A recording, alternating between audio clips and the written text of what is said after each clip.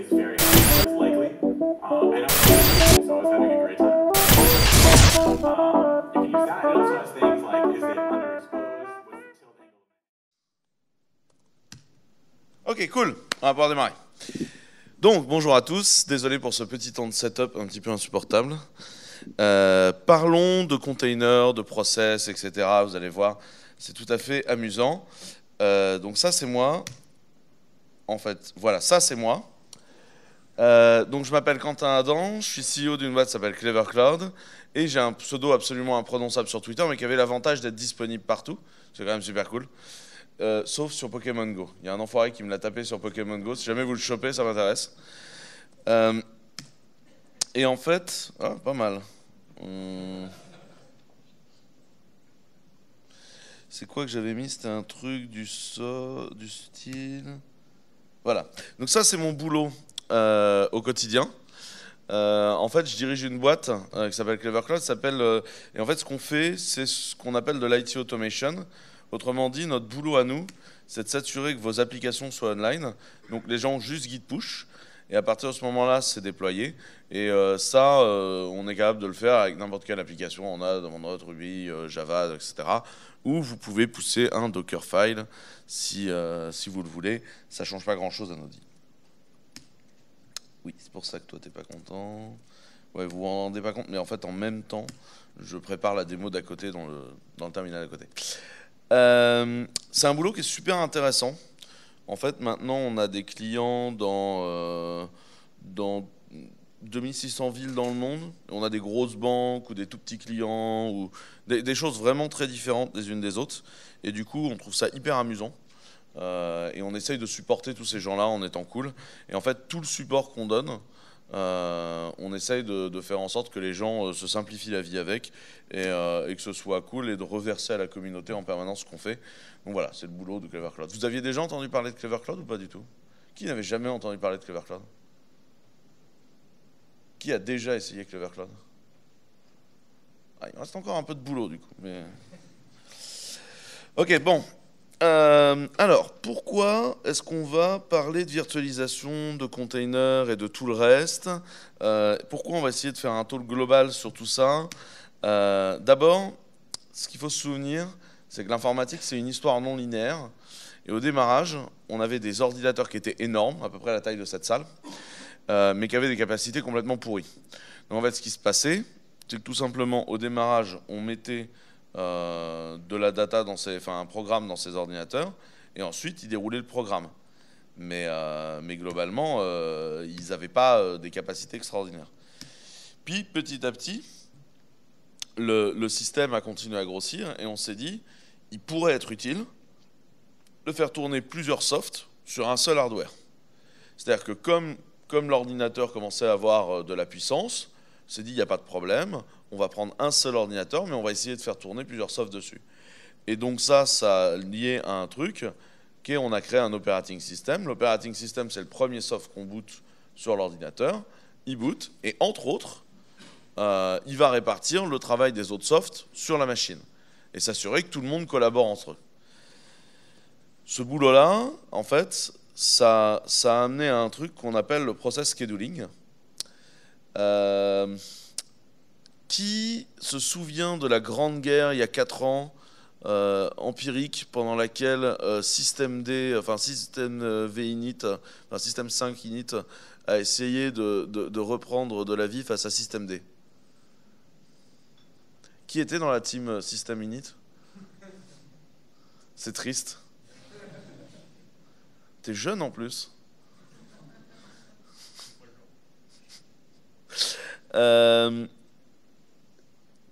L'init, c'est le premier process qui boot, c'est le premier process qui est lancé quand l'OS se lance. Et c'est le process qui a la responsabilité de gérer les autres process. Et en fait, du coup, ce qui se passe, c'est quand on est dans un système, dans un contexte comme ça, de process scheduling, l'un des boulots de l'OS, c'est de s'assurer que les process vivent et meurent dans un bon ordre et font leur travail là-dessus. Mais en fait, ce qui s'est passé avec ça, donc c'est un des gros boulots d'Unix, mais ce qui s'est passé, c'est que quand on faisait de l'administration système pendant longtemps. Ça en a pas l'air comme ça, mais ça fait vraiment longtemps que j'administre des serveurs. J'ai commencé avant qu'il y ait de la virtualisation, quoi. Pour être tout à fait honnête, j'ai même installé mes premières bécanes de virtualisation sous Xen. C'est un sujet dont nous pourrons reparler. Ça a souvent mené à ce qu'on a appelé du spaghetti. C'est-à-dire, vous savez, ces serveurs sous lesquels vous aviez, il y a un JBoss qui tourne, il y a un Apache, il a le mode JK pour parler au JBoss, mais il y a aussi une database dans le même bordel, et puis il y a ce process qui a été codé en C++ par un mec qui a quitté la boîte depuis, on lui parle sur une socket, on ne sait pas trop à quoi ça sert, mais on ne peut pas trop l'arrêter. Et ça, c'était vraiment du galimatia, c'était très compliqué, on avait des problèmes de sécu, on s'est mis à essayer d'enforcer SE Linux là-dessus, c'est devenu un cauchemar. Et du coup, on s'est retrouvé dans ce moment complètement désagréable où on se dit mais comment on va faire pour gérer tout ce truc-là? Et donc, on a commencé à se dire, est-ce que ce serait pas plus simple si on pouvait délier les capacités du software et du hardware et de s'assurer que les deux soient complètement séparés? La première chose, c'est qu'on s'est dit on va travailler au-dessus des process. En fait, c'est vrai, dans un système, on a un process, on a un arbre de processus, et ça marche plutôt bien.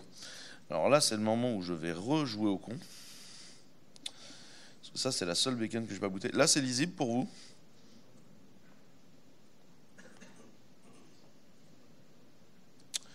Qui ne fait jamais de bash dans la vie? Tu fais du ZSH? Non, ok.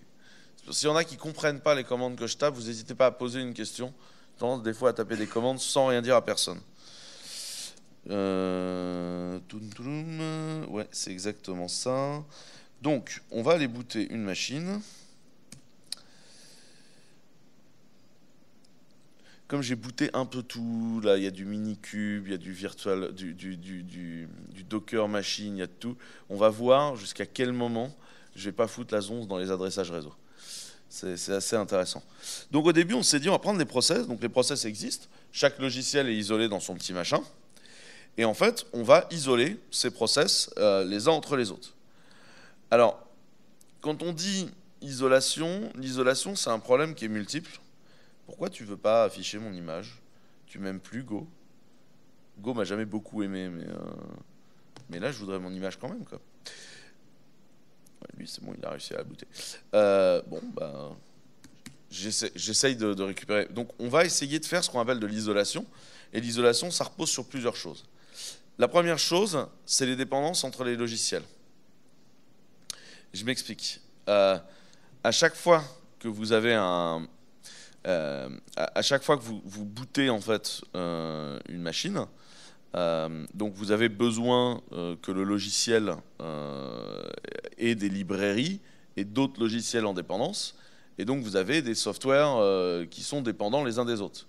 C'est le fameux moment où vous faites du Aptitude, et où Aptitude vous propose de réinstaller tout le système parce que libxml2 a une dépendance transitive à peu près tout, et qu'il y en a un qui n'a pas fait ses mises à jour. Vous voyez ce moment où il vous propose de virer 500 paquets, d'en mettre 500?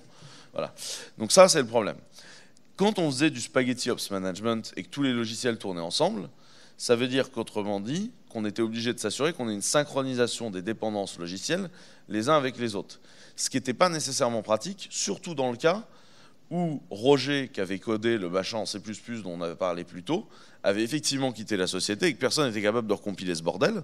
Donc à partir de ce moment-là, on n'était pas capable de mettre à jour ces dépendances logicielles, donc on allait bloquer tout le monde sur des dépendances vieillottes.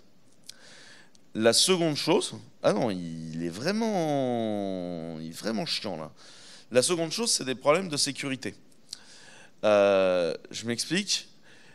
Imaginons que vous étiez sous Windows 95, vous aviez un noyau 16 bits, une interface graphique en 32 bits. Si vous décidiez d'aller écrire dans la mémoire vive à un endroit, vous alliez le faire, ça gênait personne.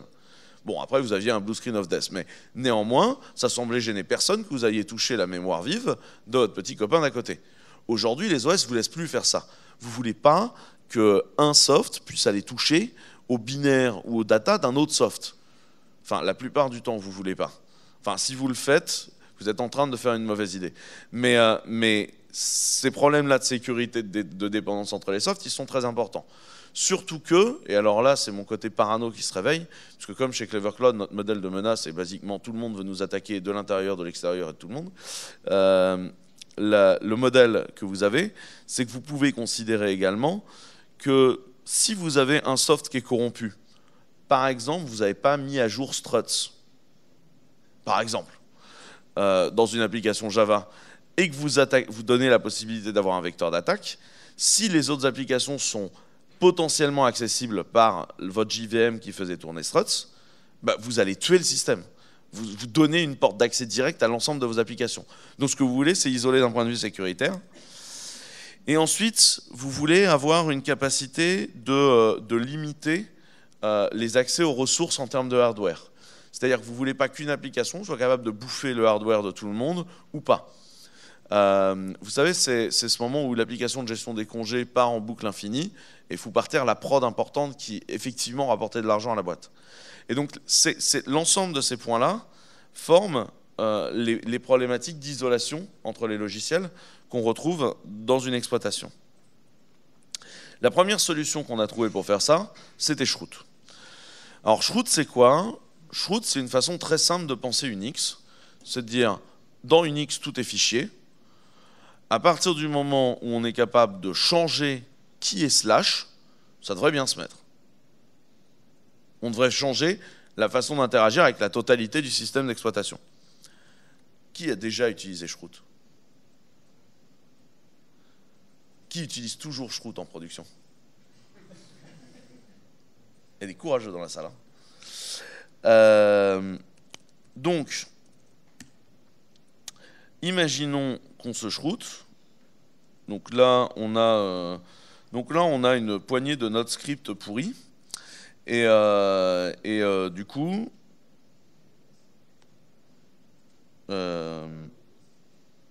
oui.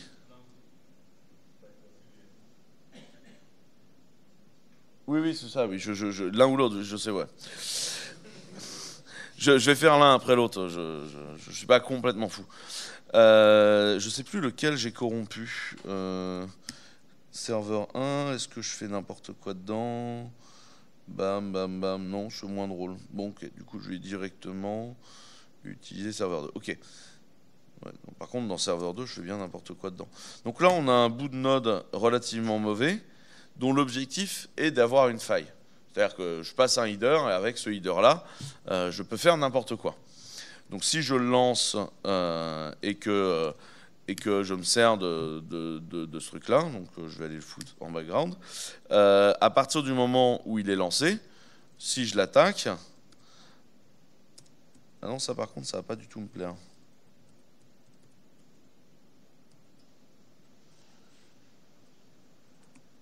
Pourquoi tu veux pas faire ce que je veux? Ah, voilà. Donc non seulement je peux effectivement exécuter des choses, il semblerait qu'en fait je ne puisse pas exécuter de choses.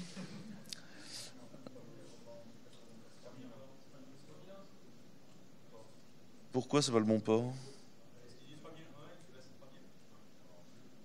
Ah ouais, effectivement. Du coup, les démos doivent être faites avec serveur 1. Mes excuses. C'est la partie du talk que je n'ai pas réécrite.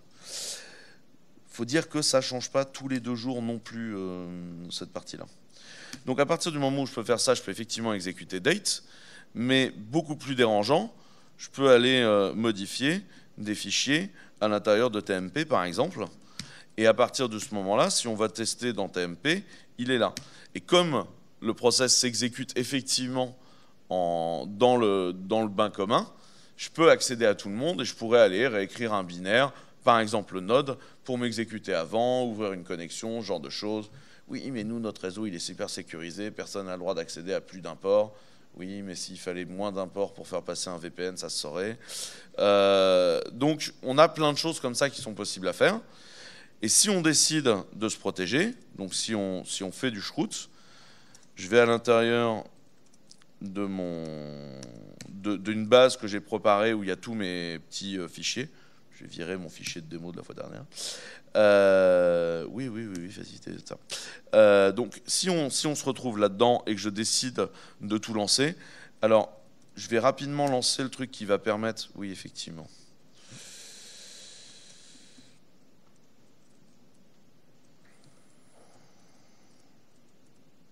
Donc là, je monte tous les trucs. Vous savez, quand vous faites un shroot, vous avez besoin de donner accès à l'arbre de processus, etc.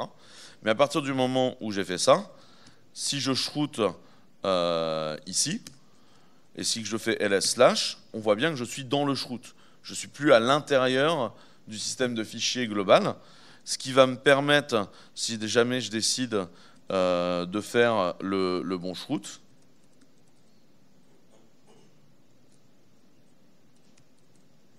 donc là, je start, en fait, dans Broot, je boot le node, et à partir de ce moment-là, oui, j'ai encore oublié de faire ça, voilà, et à partir de ce moment-là, si j'essaye d'exécuter mon curl de tout à l'heure, ou mon touch, quand j'essaye de le faire, bah en fait, le touch, il n'est pas à l'intérieur du slash, comme j'ai essayé de le faire, puisque le slash n'est plus ça, mais il est à l'intérieur du root. Donc, on est protégé. Alors en fait, c'est tout à fait relatif. Parce que la première chose, à voir avec ça, c'est qu'il y a une relation avec root qui est très bizarre. C'est-à-dire que vous avez besoin d'être root pour lancer un shroot. Mais surtout, c'est assez simple de sortir d'un shroot. Si je rentre dans mon shroot et que je décide, en fait, si j'essaye de m'unjailer, en fait, ce que je fais, c'est que je re-shroot sur le shroot d'avant, parce qu'en fait, il est visible, le shroot. Si vous faites un mount, on voit qu'on est dans un shroot, c'est accessible, et donc si je décide de m'unjail, bah en fait, je me re-shroot dans le root précédent, et du coup, je suis retombé sur le root. Et donc là, on a un problème. C'est-à-dire qu'on peut remonter. Mais pire encore, imaginons que je modifie le /etc à l'intérieur de mon shroot. Vu que je vais me servir du système de fichiers existant, je pourrais faire une privilege installation en donnant l'impression que je suis root a posteriori. Une fois que je suis rentré dans mon shroot et que j'en suis redescendu dans un user, je vais pouvoir en fait faire de la privilege escalation sur l'ensemble de l'OS, puis m'unjailer. Et en fait, ce qui avait été conçu pour me protéger devient en fait un gros problème. Alors il se trouve qu'un truc aussi con que de modifier le fichier shadow, ça ne fonctionne plus, mais c'est essentiellement parce qu'on a fait une modification dans shroot. Ce n'est pas une protection intrinsèque de système. Il a fallu bricoler tout ça pour que ça tourne. Et donc ça devient assez rapidement anxiogène, parce que non seulement ça permet de sortir, mais en plus, en fait, ça générait une faille de sécurité. Puisqu'en fait, en donnant l'impression qu'on était sur un autre OS, on pouvait facilement sortir d'un shroot et ça posait un problème. Par contre, ça réglait le problème de dependency management et ça ne touchait strictement pas le problème d'allocation de ressources hardware. Donc, on a continué à travailler. Là-dessus sont arrivés le concept de JSON container. Et donc ça, c'est un concept qui s'est vu de plus en plus, dont on a entendu parler ces dernières années. Mais ce n'est pas seulement ces dernières années. Vous avez probablement déjà entendu parler d'OpenVZ, de vServer, de LXC, ce genre de choses. En fait, c'est des concepts qui existent depuis très longtemps. Et l'idée a toujours été de voir comment on pouvait impacter tout ça. Qu'on soit clair à propos de ça, tous les systèmes dont on vous parle là, ils ne font rien. Il n'y a aucun runtime. Docker ne fait pas tourner les containers. Le seul runtime de tout ça, c'est le kernel. C'est même l'essentiel de l'engueulade entre Google, Red Hat et Docker, c'est que Google considère que c'est eux qui ont fait des ajouts dans le kernel pour faire tourner des containers, en partie. Et donc en fait, ce qui se passe, c'est que vous utilisiez du RKT, du Docker ou du LXC, l'ensemble de ce que je vais vous décrire derrière s'applique. Vous n'avez pas des différences fonctionnelles de comment ça marche. C'est pour ça que quand on dit faire Docker en Go, c'était intéressant parce que Go est low level, c'est une horrible blague. C'est une horrible blague d'abord parce que Go n'est pas low level. Quand on a un garbage collector et un runtime, on n'est pas low level. C'est comme la JVM, si vous voulez. Et ensuite, parce que ce n'est pas ça qui fait fonctionner. Vous n'avez pas un binaire Go qui embarque vos systèmes. Vous tournez dans le kernel. Et en fait, plus précisément, vous tournez sur certaines fonctionnalités du kernel, comme les Linux namespace. Alors les Linux namespace, c'est quelque chose d'assez vieux et qui correspond à la capacité de faire un mapping pour un arbre de processus donné entre des ressources et de leur donner un autre nom à l'intérieur de ce mapping-là. Je m'explique. Il y a plusieurs types de Linux namespace. Le premier qu'on a commencé à avoir, et c'était la première date, c'était 2004, c'est ce qui a permis de faire Shroot, c'est les types MNT, c'est-à-dire montage, qui vous permettent en fait de dire, bah en fait, pour ton arbre de process, slash n'est pas slash, mais c'est slash base. Et donc ça te permet de décaler qui est slash. C'est juste un changement de nom à la volée. C'est juste mentir à un arbre de process avec une map de valeurs du point de montage, mais vous pouvez faire la même chose sur les PID, vous pouvez faire la même chose avec des éléments de network, vous pouvez faire la même chose avec les interruptions de processeur, l'horloge ou alors l'utilisateur. Et l'ensemble d'un namespace, c'est ça, c'est le moment en fait où on ment sur la direction de certaines choses. Imaginons que, alors je vais réouvrir un shell, je vais plus le shell.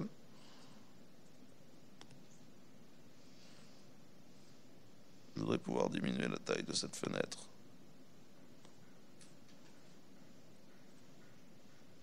Non, je ne veux pas faire ça. C'est pénible. Les systèmes de fenêtrage, c'est pénible. Donc, est-ce que j'ai un Docker qui tourne? Ouais, donc là, j'ai un Docker avec plein de petites choses qui tournent à l'intérieur. Et donc, si je suis à l'intérieur d'un des Dockers, donc imagine que je fasse un Docker run Alpine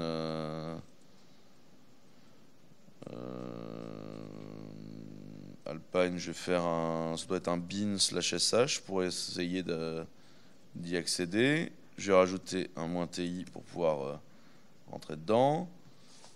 What? Comment ça, Alpine n'était pas là? Donc, si je fais un ps aux, là, il pense que sh est le PID 1. Alors qu'on sait tous qu'il est impossible que sh soit réellement l'init process. Donc, on voit bien que j'ai été mappé en fait à ce moment-là et que j'ai l'impression d'un mapping de PID. C'est clair cette histoire de namespace ou c'est imbitable ce que je raconte? Qui nage complètement et préfère que je réexplique? Non, c'est bon? La deuxième fonctionnalité dont on parle tout le temps quand on parle des containers, c'est les cgroups. Alors les cgroups, c'est une invention effectivement de Google qui existe depuis 2008. Je ne sais pas pourquoi tout le monde dit que les cgroups, ça sert à faire de la sécurité. Alors en fait, la sécurité, c'était les namespaces juste avant. Les cgroups, ça n'a rien à voir avec là. Ça sert à faire des quotas d'allocation hardware. Ça sert à s'assurer que quelqu'un ne peut pas traumatiser le processeur.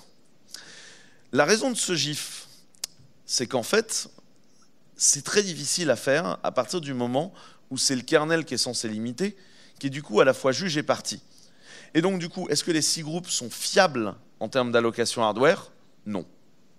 Aussi simplement que ça, non. Ça va aider à essayer de réguler, notamment si vous mettez des valeurs faibles pour certains process. Mais si vous avez un process qui s'emballe à 100%, le temps que le kernel récupère la main et soit effectivement capable de le calmer, c'est extrêmement long. Donc vous n'avez pas une certitude de l'allocation de ressources, que ce soit en RAM ou en CPU, avec les cgroups. Mais le boulot des cgroups dans la galaxie des containers, c'est effectivement d'essayer de faire simplifier les choses. Et pour finir, l'autre capacité, c'est les Linux Capabilities. Globalement, Linux Capabilities, c'est le moment où on se dit vous êtes tout à fait sympathique, on s'amuse beaucoup, mais il est hors de question qu'on foute du set UID à tous les trucs qui ont besoin d'être route. C'est-à-dire, j'ai besoin de parler à la carte réseau, donc j'ai besoin d'être route pour faire, je sais pas, un ping ou un traceroute un peu vénère. Donne-moi le set UID, j'ai besoin de m'exécuter en route. C'est pas acceptable. Linux Capabilities, c'est le moment en fait, où on a découpé certaines capacités de route en petits morceaux et qu'on les donne à des softwares pour éviter de donner en gros tous les droits. En clair, essayer de faire en sorte que tout le monde arrête de tourner en route en permanence. Et donc ça, c'est les capabilities et c'est l'autre fonctionnalité des containers. Mais du coup, vous avez parfaitement compris, un container, c'est un nom marketing magnifique. On a l'impression de voir une boîte en métal dans laquelle on a enfermé les trucs, mais c'est pas vrai. C'est pas ce que c'est. Un container, c'est juste des Linux process qui tournent les uns à côté des autres. Je vais essayer de vous donner un exemple. Comme je risque de la péter, on va aller faire joujou dans une Docker machine. Notez qu'elle marche, déjà ça de gagner. Donc là, si je fais Docker PS, on voit qu'on a un certain nombre de trucs de booter. Bon, pour faire la démo, j'ai booté un Titan. Titan, c'est une base de données en graph. Elle a besoin d'un Cassandra, d'un Elasticsearch pour tourner, tout ça, elle a fait sa fête. Si je liste les processus, on se rend compte ici que mon Java serveur qui fait tourner Titan, il s'exécute avec l'utilisateur root, la vie est belle, et c'est un process à côté des autres. Qui n'avait jamais fait PSOC sur une bécane qui faisait tourner Docker? Soyez pas shy, hein, parce qu'en vrai, les premières fois où j'ai fait cette démo, tout le monde était là « Oh my God, c'est des process !» Hey, vous croyez que c'était quoi, les gars? Personne ne met des boîtes en métal dans les ordinateurs, en fait. C'est les ordinateurs, les boîtes en métal. Donc, à partir du moment où on a dit que c'était des process, ça change pas mal de choses. Parce que, du coup, ça veut dire qu'en fait, on tape dans le cœur de process d'un peu tout le monde. Et donc, on va commencer à avoir un certain nombre de choses qui peuvent devenir douloureux. Notamment, à partir du moment où on a dit que c'était des Linux process, l'isolation s'arrête complètement au kernel. Tous les containers partagent le même kernel, ce qui signifie qu'à la moindre problématique kernel, vous pouvez remonter. Un Dirtico, par exemple, vous sortez de votre container, vous rentrez root sur la bécane qui l'hostait. Sans problème. Parce que votre seule garantie, c'est que personne ne se soit planté dans le noyau Linux, qui lui-même est codé en C, avec des mallocs et des free faits à la main par des développeurs. Et ce sont des gens très brillants, je n'ai pas dit le contraire. Mais du coup, vous avez quand même un facteur de risque qui est non négligeable. Ensuite, vous avez un certain nombre de problèmes qui sont liés au fait d'utiliser le même OS pour plein de gens. Dans un contexte de container, tous vos containers, ils partagent la même entropie. S'ils partagent la même entropie, en clair, ça veut dire que si vous massacrez l'entropie de la machine dans un container, vous êtes capable de déterminer l'entropie qui est passée au container d'à côté et donc de péter la crypto du truc. Tout le monde voit ce que c'est l'entropie? C'est la génération de nombres random. Donc ça fait partie des trucs qui sont vraiment très compliqués. Et là, en fait, on commence juste à parler du nombre de possibilités qui posent problème dans le fait de mettre plein de process sur la même machine, qui deviennent rapidement des choses compliquées. Notamment, vous avez les ulimits. Les ulimits, c'est un truc con, mais globalement dans le système, on peut décider combien il y a de file descriptors ouverts. Or, chaque programme est un file descriptor. Imaginons que je décide... Attends, je crois que j'avais fait un super raccourci là-dessus. Un truc du genre, il suffisait que je fasse un dk fork. Yep. Imaginons que je fasse une petite fork loop à l'intérieur d'un conteneur Docker. Qu'est-ce qu'il va se passer? D'abord, on va aller pouler des FS parce que c'est notre vie. C'est chiant ça. On va sortir de cette bécane-là.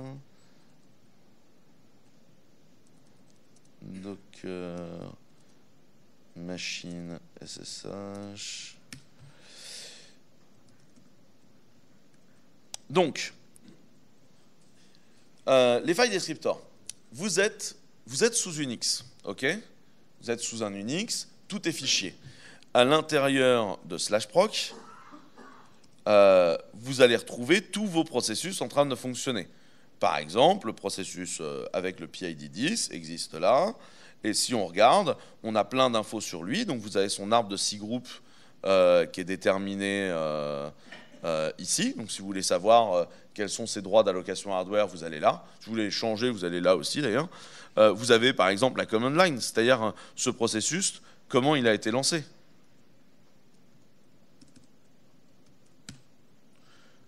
Ah, c'est pas très intéressant là. Ouais, d'un autre côté, c'est le 10, j'ai un peu joué. Hein. On va aller lancer le 13 bidule truc 439 là. Et, effectivement, il n'existe plus. Ça va être long et chiant cette histoire. Alors, 485, comment tu te portes? Le tout, c'est que j'en trouve un qui est pas mort, quoi. Ouais. C'est pas évident. C'est pas mal dans ces cas-là de mettre un truc à tourner. Ah, bah ça y est. Le truc est en train de faire son truc. Donc là, on voit qu'on a notre for loop qui est en train de fonctionner. Ce qui veut dire qu'on a plein de processus qui sont en train de se créer. Ah merde, je peux déjà plus vous le créer. Pourquoi? Non, il y a une vraie raison. Comme je vous l'ai montré, la totalité des processus sont des fichiers. J'ai atteint le nombre de fichiers ouverts, donc j'ai atteint le nombre de processus sur ma bécane.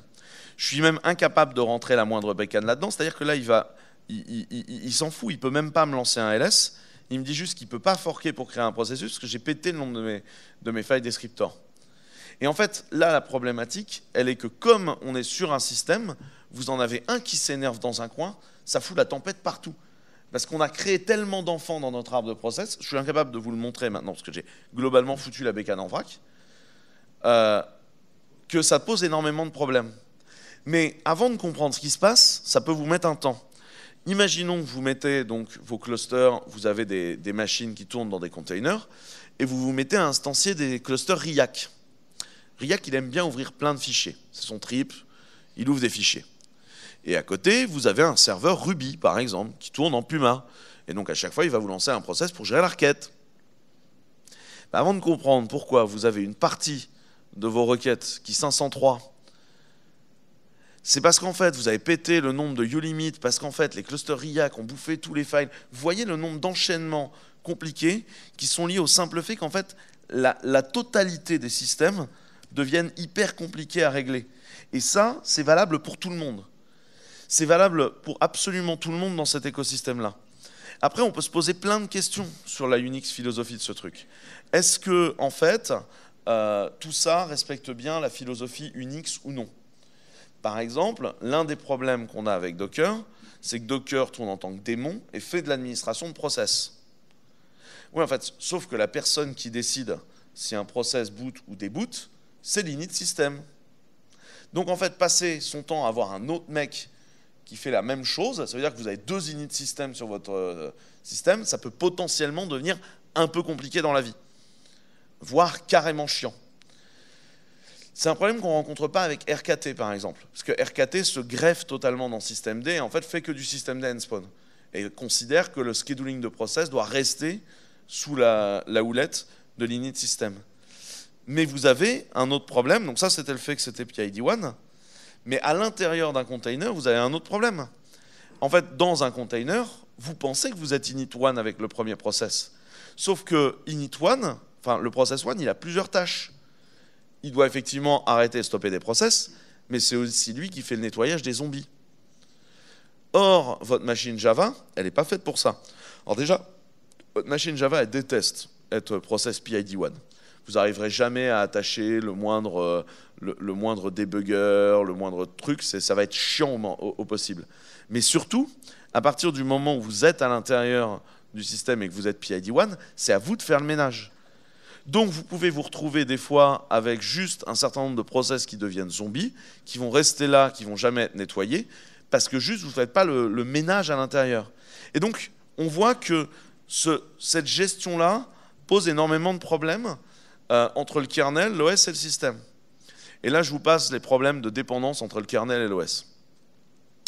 Bon, non, je ne vous les passe pas. Moi on me dit, je fais du Docker, du post du dev à la prod, pour assurer une testabilité géniale et naturelle de l'OS, de l'un à l'autre, et qu'on a la même chose en prod sans possibilité de problème et de reconduction. Fine by me. Donc,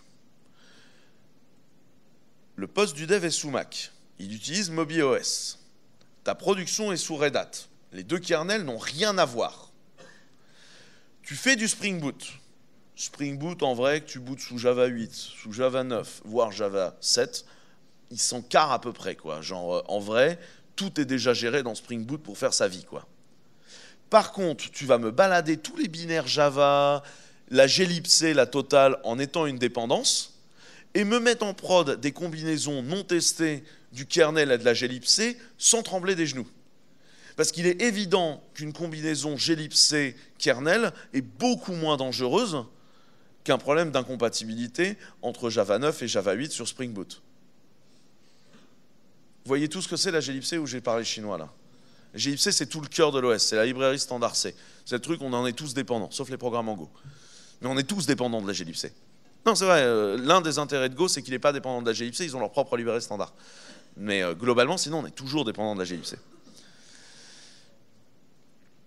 Et donc, ce qui a posé problème dans l'approche container dans un premier temps, c'est-à-dire avant que Docker n'arrive et qu'on faisait du LXC, c'est que ça foutait une zonze dans l'OS, mais monstrueuse, et qu'en fait, on avait l'impression de perdre pied sur le fonctionnement, et que autant c'est l'objectif des gens de Linux d'arriver un jour à faire de la vraie isolation de process, je leur souhaite bonne chance avec ça, autant ça ne marchait pas. Et donc, et quand je dis ça ne marchait pas, c'est vraiment, on a juste dû chercher autre chose. En fait, à l'époque, il s'est déroulé autre chose à côté et qui était assez intéressant. La première chose qui s'est passée, c'est qu'on a fait de l'émulation. Qui connaît QEMU? Vous connaissez tous Fabrice Bellard, du coup? Non, mais personne ne connaît Fabrice Bellard personnellement. Le mec est invisible. Il est génial. Donc pour ceux qui ne connaissent pas, Fabrice Bellard, c'est le mec. Il y a quelques... Ça doit bien faire 10-15 ans maintenant, je dis ça, mais il y a une bande de Japonais qui, sur le 2e supercalculateur mondial, ils avaient pété le nombre de décimales de pi. J'étais super content, press release, tout ça. On a bouffé l'électricité d'Angoulême pour les calculer, mais voilà. Bellard a lu leur papier, il s'est dit franchement, c'est pas hyper optique comme algo. Il a écrit un truc sur sa machine de bureau, il les a pétés.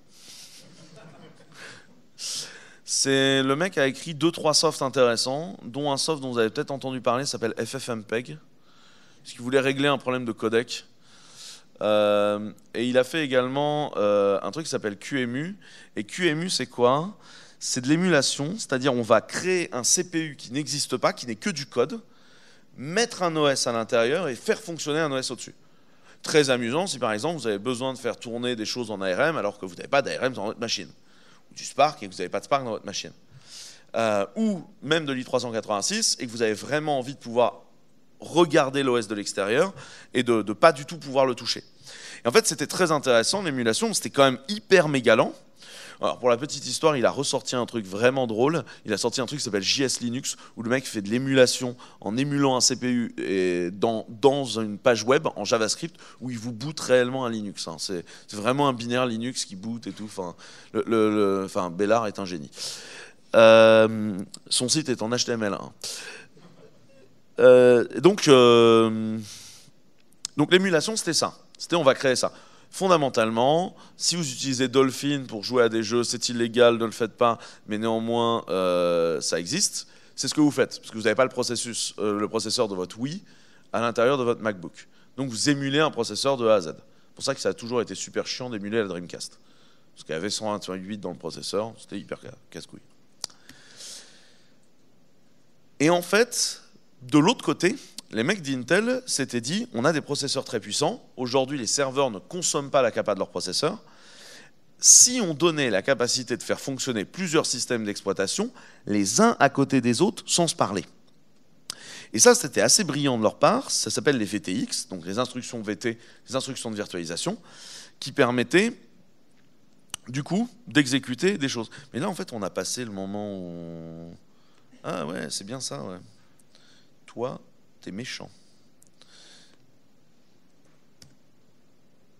Voilà. Avant de vous parler des VT, il s'est passé un autre truc, il y avait de la paravirtualisation. Alors paravirtualisation, c'est un terme, il faut s'en méfier. Un jour, il est passé dans une ruelle sombre, il lui est arrivé plein de trucs, ce qui fait que ça veut dire tout et son contraire. Dans le cas présent, on parle de Xen. Et Xen, c'était quoi? C'était un espèce de mini-OS qui modifiait le kernel Linux, donc c'est un patch du kernel, et qui lui permettait de se comporter comme un programme vis-à-vis de ce truc-là. Et en fait, il n'y avait que le kernel qui était au courant, qu'il n'était pas vraiment un OS tout seul, mais qu'il y en avait d'autres. Et Xen gérait sa vie autour. Et donc, du coup, on bootait ce qu'on appelait un DOM0, qui était un premier Linux émulé qui allait nous servir à gérer les autres. Et après, on gérait tous les autres. C'était un peu chiant, parce que ça impliquait d'aller bricoler tous les kernels qu'on voulait faire fonctionner. Donc, notamment, autant Linux, il y avait des gens qui l'avaient fait, autant si vous vouliez faire tourner un FreeBSD, ça posait beaucoup plus de problèmes. Et surtout, du coup, le kernel et le reste ne vivaient pas dans le même système. Donc, par exemple, en clair, si vous vouliez faire tourner des Debian au-dessus de Fedora, c'était chiant sa race. Et donc, Xen, c'était intéressant parce que ça permettait en paravite de faire tourner les choses. Quand Intel a sorti les VT instructions, l'idée a été de se dire, est-ce qu'on ne pourrait pas faire fonctionner des machines les unes à côté des autres sans qu'elles le sachent? J'adore quand ça fait ça. Ce qui est hyper cool avec ce modèle, c'est que c'est une séparation totale des softs. Quand vous faites de la virtualisation avec des VTX, les différents OS n'ont pas conscience d'être virtualisés. Ils ne savent pas, les uns les autres, que d'autres OS existent à côté. Ils ont juste accès au CPU. Et c'est des instructions du CPU qui vous garantissent l'accès et l'isolation à ce niveau-là. C'est hyper intéressant parce que l'accès, du coup, au hardware est uniquement géré comme ça. En fait, Intel, à la base, il pensait qu'on allait faire des machines dans lesquelles il y allait avoir un CPU et 20 cartes réseau, et qu'on allait monter chaque carte réseau dans une machine virtuelle. Bon, il se trouve que c'est pas comme ça que ça s'est passé du tout. On a trouvé que c'était super chiant de faire ça. Donc en fait, ce qu'on fait, c'est qu'on monte la carte réseau dans une des machines, la première, et ensuite on fait du virtual switching pour aller dans les autres. Ça implique un truc, ça implique de bien vouloir comprendre comment en virtualisation le hardware fonctionne. Les gens ont une vision de la virtualisation lente, des fois pour de mauvaises raisons. Notamment, tout le monde a joué avec VirtualBox. L'interface graphique de VirtualBox est lente. Pourquoi c'est lent? Parce qu'en fait, VirtualBox, il ne peut pas parler à la carte graphique. Vous voyez bien qu'il y a déjà quelqu'un qui se sert de la carte graphique, dans le cas présent, mon Mac. Donc, qu'est-ce qu'il fait pour pouvoir afficher l'écran? Il émule une carte graphique entière qui n'existe pas. Donc, tout le hardware d'une carte graphique. On installe un driver pour lui parler, et après, il fait la traduction. Donc, évidemment, c'est un chouïa coûteux en performance. Mais ce n'est pas coûteux au niveau du processeur, c'est votre carte graphique qui est lente. Et notez bien que votre carte graphique sur un serveur, on reviendra plus tard sur les notions de machine learning, on s'en tape. C'est comme les gens qui vous disent que Java est plus lent que Ruby, parce que la JVM boot lentement. C'est pas vrai, Java est plus rapide. La JVM boot lentement. C'est une impression, c'est un ressenti. C'est comme quand ils ont sorti Office 2013. Ils vous ont dit c'est plus rapide, parce qu'il y avait une animation dans le loader, et tout le monde avait l'impression que c'était plus rapide. Mais si vous chronométriez, le truc était carrément plus lent. Vous mettez 2 secondes de plus à se booter. Donc faut bien, quand on parle de performance, il faut essayer de juger entre ce qui est du ressenti et ce qui est du réel. Et donc l'accès au hardware, c'est ce qui posait problème dans la virtualisation, c'est-à-dire qu'autant le CPU était bien isolé, puisque c'est dans les instructions, autant comment on donne accès au hardware. Il y a des instructions pour donner du direct accès au hardware. Tel disque dur, il est à toi, monte-le, il n'existera que dans cette machine virtuelle. Ou telle carte graphique si vous en avez plusieurs. Mais sinon, dans l'absolu, vous êtes obligé d'avoir une couche d'émulation qui fait la traduction. Et notamment, pendant longtemps, on a émulé des Broadcom pour être capable de faire la traduction, notamment sous VMware. Et en fait, émuler la carte réseau avant de parler sur le réseau, force est de reconnaître, ce n'était pas ce qui allait être plus perf. C'est pour ça que les gens ont retenu une idée de lenteur du process. Mais ce n'était pas nécessairement le vrai sujet. Notamment, ce qui est cool, c'est que là, on a un operating system entier. C'est-à-dire que vous avez le kernel dedans, vous avez tout. Vous n'avez pas de demi, vous n'avez jamais de séparation, vous avez un bloc entier. Et c'est ça qui est intéressant dans la virtualisation et que c'est cool. Notamment parce que les software dependencies, du coup, sont couvertes en termes d'isolation. La sécurité est totalement garantie puisque c'est du hardware et non du software. Vous avez peu de chances de sortir. Bon, en clair, les instructions VT, elles sont safe. Vous n'allez pas à en sortir. Et vous avez des hardware resource access qui sont faciles à contrôler, puisque du coup, l'operating system tourne en entier. Et donc, le noyau qui est au-dessus, enfin l'hyperviseur, est capable de faire son game là-dedans. C'est clair ce que je raconte ou pas du tout? Alors, ensuite, on parle des performances de la virtualisation. Alors, parlons des performances 2 secondes. On te dit une VM, c'est lent à booter. Non. Amazon a des VM lentes à booter. Chez Clever, entre le moment où on demande à notre orchestrateur une VM et le moment où elle est bootée et exécute des trucs pour le client, il s'est écoulé 7 secondes. Boot, démarrage, montage des fichiers, demande des adresses IP, la totale. Elle a même eu le temps de se connecter à un cluster RabbitMQ dans le tas. Je vois pas pourquoi c'est lent. C'est pas lent. Il y a des gens qui font de la virtualisation comme des pieds. Ça, c'est un autre problème. Ensuite, quand on parle de performance, posez-vous la question, quelles sont vos limites? Est-ce que vos problèmes de performance sont liés à la RAM? Honnêtement, si c'est le cas, c'est dommage, parce que la RAM, ça ne vaut plus rien. Donc c'est rare d'être RAM-bound aujourd'hui. Est-ce que c'est lié au CPU qui serait en train de flamber? Beaucoup de gens pensent que la performance de leur application est liée au CPU. Ce n'est pas vrai. Les applications CPU-bound, il y en a peu, il y en a très très peu. Le CPU est un truc très gentil, qui aujourd'hui est très performant et à qui on ne parle jamais. Des problèmes, en général, de performance, ce sont les I/O. Les I/O, c'est ce qu'on appelle input-output, donc c'est tout ce qui est le network et le storage. En fait, si vous y réfléchissez bien, vous avez beaucoup plus de problèmes à faire tourner une application avec une database.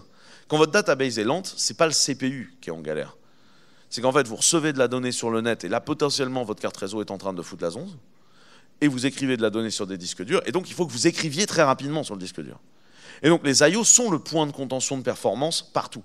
Les I/O, c'est le problème. C'est ça qui fout la zonze. Votre CPU, on s'en fout. Donc économiser sur le CPU, en vrai, on s'en bat. Mais vraiment, on s'en fout.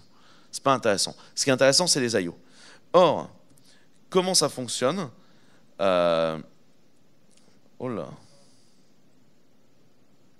Ah oui, je me suis un peu énervé sur cette phrase-là, du coup, ça ne rentre pas. Ok. En fait, comment fonctionne la hardware allocation? La hardware allocation, c'est ce qui permet en fait d'accéder à un hardware à un instant T.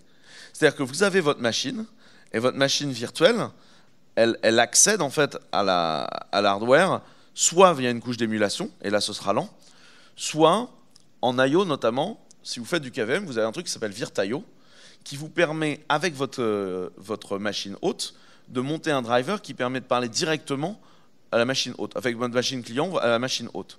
Et donc là, vous n'avez plus de problème de perf. Si vous essayez de réguler les I/O dans un contexte de processus, donc ce qu'on a dans le cas des containers, très souvent, vous êtes obligé de mettre un programme proxy. Et là, en fait, vous allez ralentir les I/O. C'est la fameuse époque du démarrage de Docker où vous aviez des tonnes de benchmarks qui prouvaient que Docker était plus rapide qu'un KVM. Et vous aviez écrit en tout petit dans le benchmark activation du most host de Docker. Mode host, ça veut dire ne fait aucun filtrage de sécurité, on s'en balèque. Oui, sauf que quand vous allez rentrer dans votre bridge networking, qui en fait est userland dans le cas de Docker, en fait vous allez être plus lent qu'une VM. Parce que le VM, elle va continuer à faire son routing kernel-land, dans le kernel virtualisé. Et donc c'est extrêmement compliqué de juste prendre le cas du CPU et de la RAM, parce qu'en fait c'est beaucoup plus compliqué que ça en a l'air. Et donc il est clair que la question des performances, elle est liée à comment vous gérez votre hardware et comment vous gérez le truc, et c'est pas là où les containers sont si puissants. Les containers, ils sont intéressants pour d'autres sujets. Mais si vous pensez que vous allez juste récupérer de l'IT parce que les containers sont plus minimaux, c'est pas ça l'histoire. Ça, c'est juste que votre VMware est très mal configuré. Ce qui arrive dans beaucoup de boîtes, hein, je ne vous dis pas le contraire. C'est quoi ça? Ah oui. Ensuite, on présente aujourd'hui les VM contre les containers. Docker, ça a été conçu pour tourner au-dessus d'Amazon.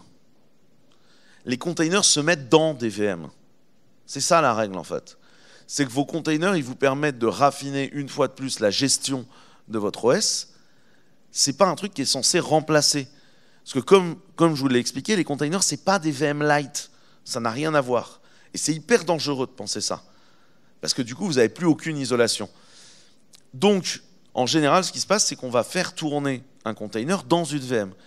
Quand vous faites du Clever Cloud, quand vous bootez un container Docker sur Clever, en fait, ce qui se passe, c'est qu'on vous boot une petite VM, on vous met votre container dedans, et voilà. Comme ça vous permet de fonctionner en mode host à l'intérieur de la VM. On n'a aucun problème, vous n'avez plus aucun problème d'isolation, vous êtes tout seul dans votre VM, et vous ne pouvez plus faire de dommages, et vous n'êtes pas dangereux. Aujourd'hui, quand vous allez sur du Google Cloud ou du Amazon, vous utilisez des VM derrière. Il ne faut pas mettre en opposition les deux, ça n'a pas de sens en fait. Et ensuite, il y a toute l'histoire de Kubernetes, de Nomad et de Swarm. Kubernetes, c'est un... Alors, qui a déjà booté Kubernetes? Cool. Question aux organisateurs. J'ai du temps où il faut que je... 10 minutes? Parce que j'ai un mini-cube de booter dans un coin, on va essayer de jouer. Le boulot de Kubernetes, c'est quoi? Le boulot de Kubernetes, c'est de faire ce qu'on appelle l'orchestration de process. Vous voyez le boulot d'initd et de systemd, imaginez-le clusterisé. Et quand on dit Kubernetes répartit la ressource, en fait, il répartit du boot de process sur différentes machines. Et en fait, c'est juste un méta-scheduler, donc au-dessus de Docker Engine. Docker Engine, il ne le fait qu'à un niveau, la machine.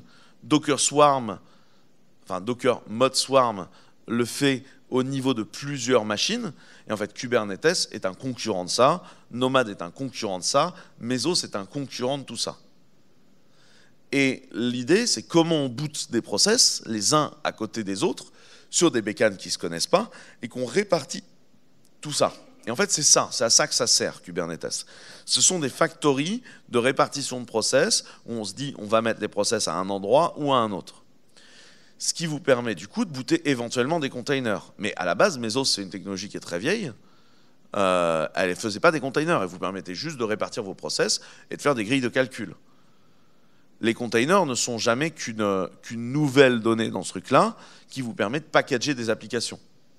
Et donc là, vous allez booter vos process les uns à côté des autres, ils vont faire leur petite vie et vous allez les répartir. Et après commence l'horreur. Parce qu'en fait, booter des process, tout à fait cool, mais si on ne les monitore pas, si on n'est pas capable de router du réseau dessus, si on n'est pas capable de comprendre comment tout cela fonctionne, ça n'a pas de sens. Et c'est là, en fait, que commence la vraie guerre. Parce qu'en vrai, booter des process, on peut demander à systemd init de le faire. Dans l'absolu, on pourrait booter du container avec systemd init. D'ailleurs, vous avez dans systemd nspawn un modèle qui vous permet de booter un Docker container en tant que tel. Il lit le format. Parce que le format n'est pas très compliqué, hein. Un Docker container, fondamentalement, c'est un tar gz et vous chopez les binaires et vous les lancez. Enfin, il y a une histoire de layer qui complexifie un chouïa la donne, mais c'est pas très compliqué sinon. C'est compréhensible cette histoire-là? Et c'est pour ça que les mecs sont en train de se foutre sur la tronche, parce qu'en fait, ce qui a de la valeur, c'est pas de booter des process, ce qui a de la valeur, c'est de les répartir et de faire de la prod dessus. C'est pour ça que les mecs sont en ce moment dans une guerre absolue. Et ils sont en guerre, et moi je leur souhaite bonne chance. Hein. Je trouve ça tout à fait intéressant, mais voilà. Moi je pense que ce qui est important, c'est pas la question de comment on fait fonctionner les choses. Moi je pense qu'il faut automatiser les choses. Chez Clever, on a automatisé des VM parce qu'on avait des contraintes de sécurité. Je pense pas que ce soit une bonne idée de faire tourner du third-party code binaire de gens qui se connaissent pas les uns à côté des autres. Fondamentalement, c'est ce qu'on fait quand on fait du mutu PHP chez OVH. Est-ce que quelqu'un a envie d'aller mettre un système bancaire en mutu PHP?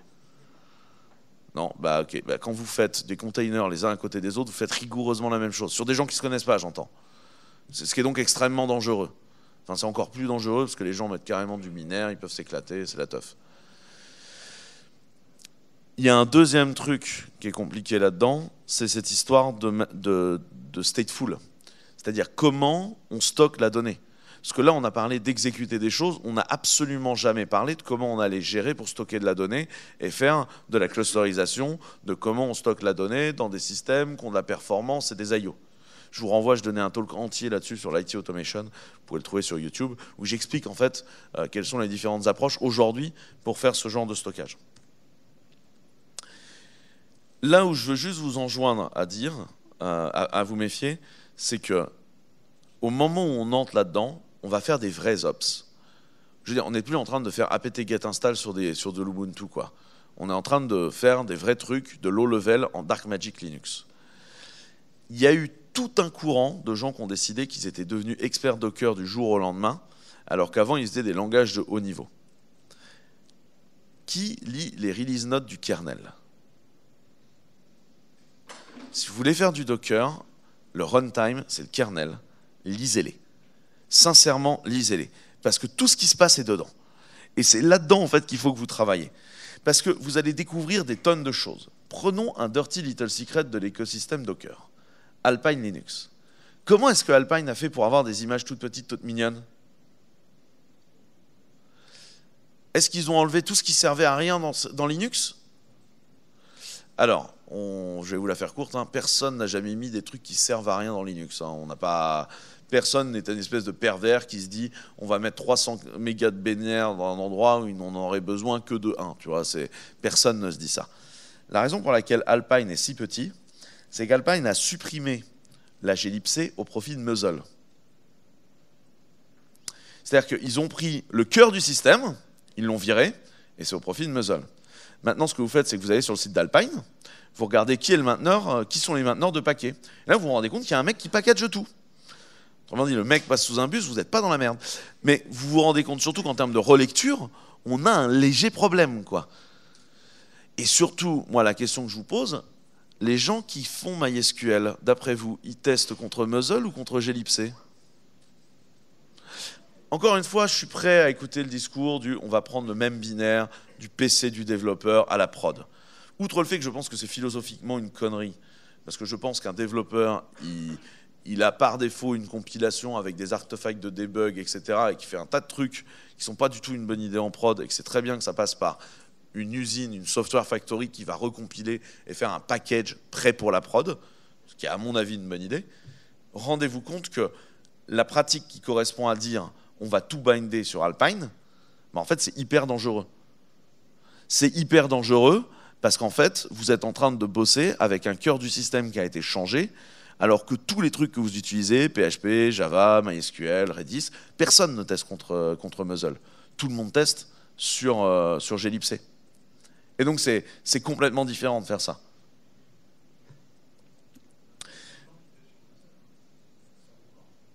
Comme qui? Ils ne testent pas. Ils lancent dessus. Moi, je peux décider que maintenant, je suis expert en F#. Un jour, j'ai fait un Hello World dessus. Quand on parle de faire des tests, on parle de faire des tests. On parle de foutre des clusters de bécanes qui tournent à fond la caisse, qui prennent plein d'IO dans la tronche, ça coûte une fortune et c'est très compliqué. Si tu vas parler avec les mecs qui font le packaging chez Red Hat, les mecs, c'est pas ils lancent une fois la commande, ah putain, le machin a compilé, c'est bon quoi. Le test, c'est hyper intensif. Sur un système qui gère de la data comme une database, le moment où ça pétouille, il peut être super chelou, quoi. Tu peux avoir une pétouille dans un endroit hyper compliqué, quoi. Tu prends les bugs qu'il y a eu dans la glibc, les rares bugs qu'il y a eu dans glibc, c'est des bugs mais hallucinants. Ghost, c'est un bug, c'était toutes les résolutions DNS qui te permettaient de faire une exécution route de code arbitraire. Un truc comme ça, Muzzle, ils sont 4 devs, quoi. Tu regardes le nombre de contributeurs, à un moment, tu flippes, quoi. Moi, je suis prêt à entendre, hein. J'ai aucun problème avec ça, mais qu'on vienne pas me dire que c'est pour être plus sérieux en production avec des trucs qui ont été battle-tested. C'est pas vrai. C'est pas plus sérieux, c'est dangereux. Surtout que l'idée d'utiliser Alpine, elle n'est pas liée à un choix technologique de Muzzle est mieux. Elle est liée à un choix technologique que mon entreprise a décidé que payer une fibre optique chère, c'était chiant, et donc télécharger les images Docker, c'est chiant, et en plus, ils ne veulent pas m'acheter 1 TB de stockage sur ma machine, donc du coup, j'utilise Alpine parce qu'elle prend moins de place. Ce qui n'est pas un choix technique, tu vois, c'est une mauvaise gestion des coûts d'un système IT qui fait que tu vas prendre un choix qui, à mon avis, est dangereux pour ta prod. Ah, tu vois, mais je ne dis pas que c'est mal, je ne dis pas qu'on ne peut pas faire de choses avec Muzzle. Je dis juste qu'aujourd'hui, l'écosystème ne teste pas sur Muzzle, factuellement. Après, on joue tous avec Muzzle. Je suis le premier à jouer avec. Je trouve ça super drôle, c'est pas le point. Ensuite, ça pose un autre problème qui est la compatibilité entre les OS. Notamment, il y a beaucoup de gens qui pensent que Docker for Mac, c'est natif. Docker for Mac, c'est pas natif. Vous avez de la Virtu dedans. Vous faites du Linux. Docker for Mac, en fait, il boot un système virtuel. Par ailleurs, c'est une des machines virtuelles les plus extraordinaires qu'il y a actuellement sur le marché. En fait, c'est les mecs de Mirage OS qui ont été rachetés. Ça utilise le nouveau SDK de virtualisation à l'intérieur de chez Apple. C'est une machine software magnifique, mais vous êtes dans un système virtuel. Je peux essayer de vous en convaincre si vous me donnez une seconde. 5 minutes.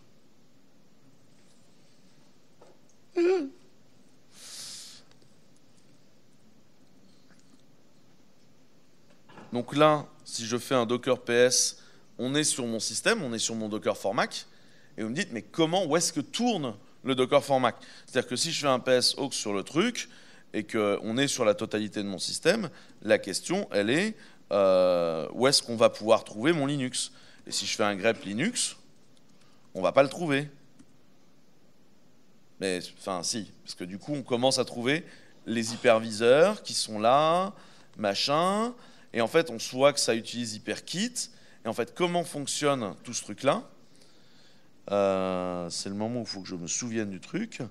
En fait, si vous allez faire un screen dans ce fichier-là, bah vous allez récupérer notre ami Moby. Et là, si je fais un uname, bref, je suis bien sur un Linux. D'accord? Donc, toute chose est virtualisée. Quand vous utilisez Docker for Windows, vous ne faites pas tourner votre applicatif sur Windows, vous le faites tourner dans un Linux sur Windows. Sauf si vous faites du Docker Windows, auquel cas vous avez deux modes d'exécution. Soit vous avez un mode d'exécution qui est le plus courant, où en fait il lance un Hyper-V, une machine virtuelle, il colle votre container dedans parce qu'ils n'ont pas réussi à l'éliminer. Soit sur la dernière version de Windows Server, dans un certain cas, il accepte de vous booter des containers Windows. Je n'ai pas réussi encore à les faire tourner, mais dans le marché, c'est ce qu'on sait fonctionner. Et donc en fait, vous allez pour chaque OS fonctionner différemment. Mais sachez que vous faites du Linux à chaque fois. Donc les gens qui vous expliquent qu'on va faire de la portabilité avec Docker à booter sur du Windows, des trucs qui avant tournaient sous Linux, non, vous les bootez dans Linux. Vous les bootez dans des machines virtuelles et vous n'avez pas idée de ce que vous faites. Donc faites attention à tout ce low level et essayez de comprendre comment ça fonctionne. Je vais essayer de terminer assez rapidement. L'un des intérêts fondamentaux des containers, c'est la dépendance. C'est-à-dire de faire un packaging applicatif. J'ai envie de vous dire oui et non. Si vous regardez, votre code, il est dépendant du build system qu'il build. Les librairies liées à ce code sont dépendantes du build system qu'il build. Et en vrai, moi, si vous me filez un projet Java avec Maven et que vous n'avez pas été faire n'importe quoi, à faire du JNA dans tous les coins et du système exec, normalement, ça s'auto-suffit. Normalement, je ne devrais pas avoir besoin de plus. Si après vous voulez vraiment intégrer tout l'OS, faites-le. Mais posez-vous la question d'où est-ce que vous avez envie de mettre la limite de responsabilité pour les développeurs de la dépendance.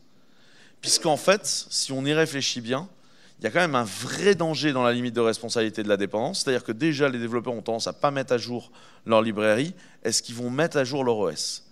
Si vous décidez de rentrer dans cette démarche-là, ça veut dire que vous devez mettre en place un processus autour. Alors, il paraît qu'OpenShift fait ça, je ne sais pas, je n'ai jamais réussi à faire tourner ce bordel. Moi, je trouve ça d'une complexité mortelle. Vous avez des produits chez Docker dont le boulot est de le faire. Vous prenez du Clear, plus du Docker Registry, ça fonctionne bien. Vous avez des produits chez JFrog avec Artifactory qui fonctionnent. Mais out of the box, ça ne marchera pas. Il va falloir que vous mettiez en place un process de mise à jour des images. Et c'est un process actif.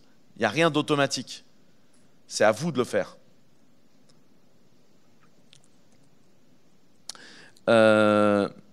L'autre truc, c'est que moi je trouve que ça fait des gros binaires. Je trouve que ça fait des trucs qui font...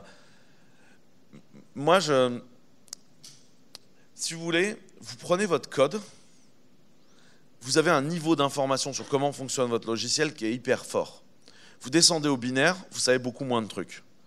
J'aurais tendance à emmener vers la prod au maximum le maximum de niveau d'information et à redescendre le moins possible vers le binaire et donc à ne pas trouver que c'est un format de packaging acceptable dans beaucoup de cas.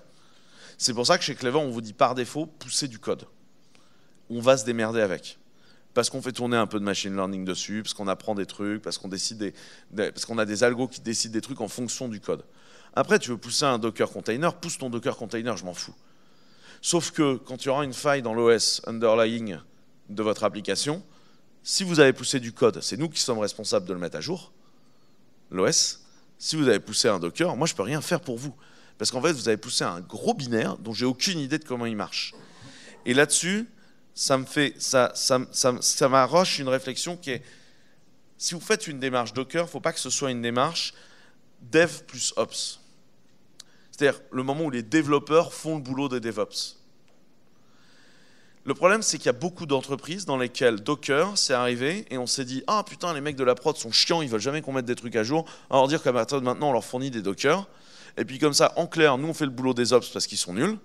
Et je dis pas qu'ils sont toujours bons, hein, c'est pas du tout ce que j'ai voulu dire. Mais j'ai pas dit qu'ils étaient toujours nuls, ils ont aussi des contraintes.